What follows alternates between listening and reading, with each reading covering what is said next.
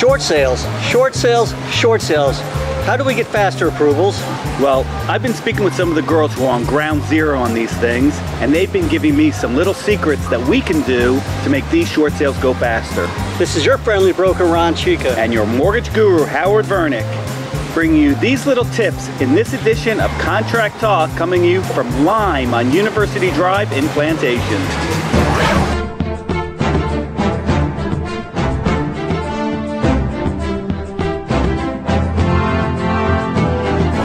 Linda Souls is one of our best short sale negotiators. I'm walking into her office now to see what she thinks can speed up the short sale process. Linda, I know you've been processing short sales for some time now. What would you like to see to speed up the process? Well, of course, we have no control over the banks, but we can control the documentation we give them. Some of my biggest delays come from the homeowners not providing the documentation we need in a timely manner. Kind of like when somebody applies for a loan to purchase a home, the documentation they have to give. Exactly, but of course it's in the reverse because now we have to show that they can't afford their current home. Interesting. All right, now I'm going to go into the offices of Next Star Title to find out where they see delays in the short sale process. Wow, I see Linda Roth at her desk right now. Linda, I'm trying to find out where some of the delays are coming in the short sale process. What are you finding when you finally get the files? Well, Howard, the biggest issue we run across is when the figures on the initial estimated settlement statements are lower than the actual costs. Are you talking about like the association fees and the property taxes? Yes, I will find that they didn't get the information from the association and didn't take into account the attorney's fees or late fees.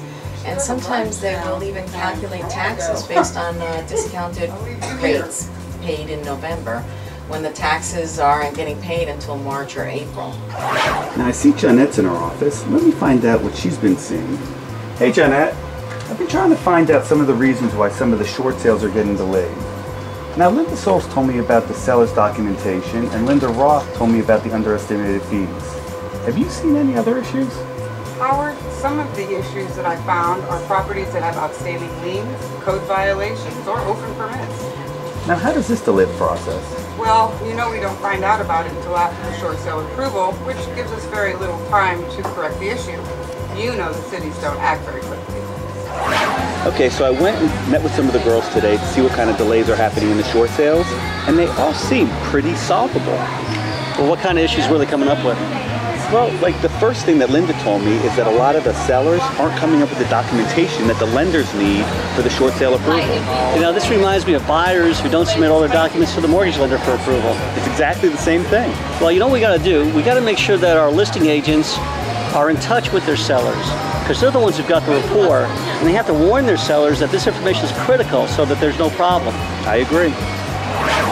So I was speaking to Linda and Jeanette, and they were telling me about some of the things that were delaying files. And the first thing that they told me about is that the estimates that we're getting on the preliminary HUDs are actually low. They're not figuring the taxes right, and the estoppel fees are just estimates. They're not actually contacting the condominiums for that information. And then Jeanette was telling me that there's some properties that come in and they have liens or encumbrances or code violations on them, and they don't find these out until really they get the file for closing, and then they really don't have enough time to work on them to get to that closing date. Let me address this separately. When we're working with the short sale file, the first thing that we should be doing is estimating the taxes and any association fees on a future date, not on a present date. And by doing so, we should try to estimate on the high side. Yeah, it's always easier to come down than it is to raise up. Regarding code violations or liens or permits, other title issues, these could all be picked up in a lien search. The cost is about $165, and this would allow the title company some room to determine what they have to do to resolve those problems. Yeah, but how are you going to get the seller to pay for that? Well, that's a real tough one. It could be a problem. We can look up public records on the web. It's at least better than doing nothing. Now, regarding second mortgages or lines of credit against the property itself, what we could do is a title search. You can, but who's going to pay the $50? Well, that's true. Sellers probably don't want to do that. So we have to make sure that we ask the seller the question in more than one way to make sure they understand that a line of credit also is a mortgage or lien on the property. I think if the agents take a little bit more time up front and really really interview the sellers and let them know exactly what they need and exactly the process, that they'll really be able to save themselves weeks on this process. And you're right. I hope these tips will help you stay aware of the issues that you have control of and which can help speed up your short sale transaction.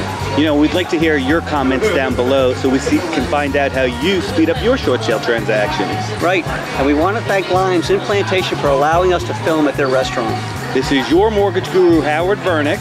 And this is your friendly broker, Ron Cika, thanking you for joining us in this edition of Contract Talk. And I got to tell you, the food is great.